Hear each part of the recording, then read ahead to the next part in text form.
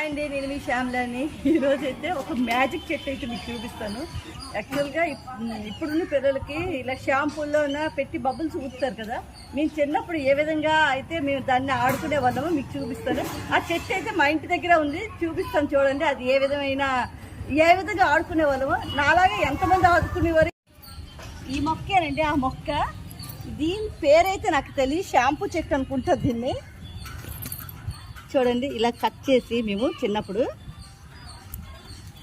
ఇలా వస్తుంది చూడండి. ఇలా లిక్విడ్ లాగా షాంపూలా వస్తే దీంతో ఇలా బబ్బుల్స్ ఊదుకునే వాళ్ళం.